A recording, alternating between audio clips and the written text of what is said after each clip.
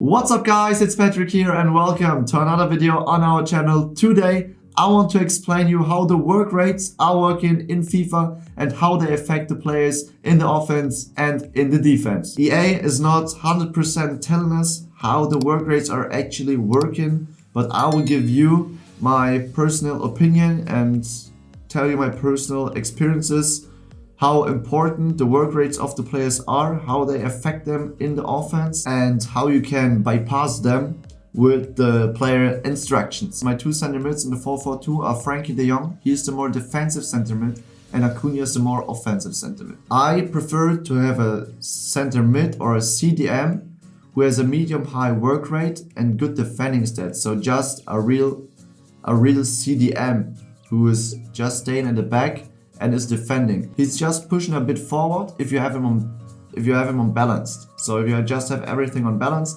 then he's pushing a bit forward in the attack, but is getting much faster into this defensive position again. That's why I like it to have my defensive center mid on medium high. It's the perfect work rate for me, because if he has low high, for example, he's just sticking in this position, but if you need him up front and just have everything on balanced, then he's not working good into midfield, and sometimes you need the two center mids to pass around and also have him in attack. And then my second center mid, Acuna, has a high work rate. In my opinion, it's perfect, because sometimes I'm in attack with Frankie and Acuna, and De Jong is just in midfield. He's passing around, he's staying good. And Acuna, if I play to Neymar, for example, if I play to Neymar or Firmino, to my strikers, then De Jong isn't doing the run into the attack. He's just sticking. He knows, okay, my work rate is on medium. I don't get into the box, nothing. I stay back while attacking. I stick into my position. I'm just helping a bit in midfield.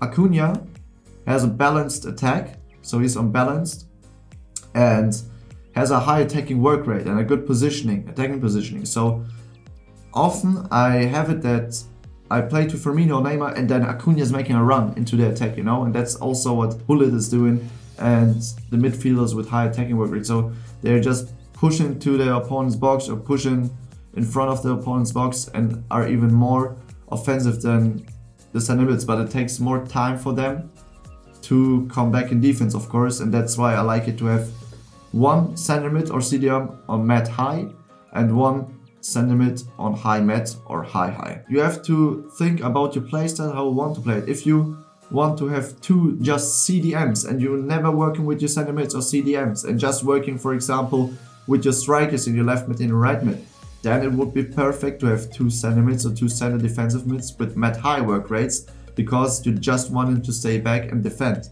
But if you want, like in my case, have one center mid who is also pushing forward, then it's perfect with a high mat or high work rate. Yeah guys, and that is how I suggest you how to use the work rates and watch the work rates of your players, because they can affect the play style. But I think it's even more important to do the player instructions, but it's also very good to keep an eye on the work rates. Of course, I have also players in my team who have not the best work rates. For example, Paredes, I want to play him at center mid. Medium is not the best work rate, because I like to have one with high medium and one with medium high, and medium is not the best.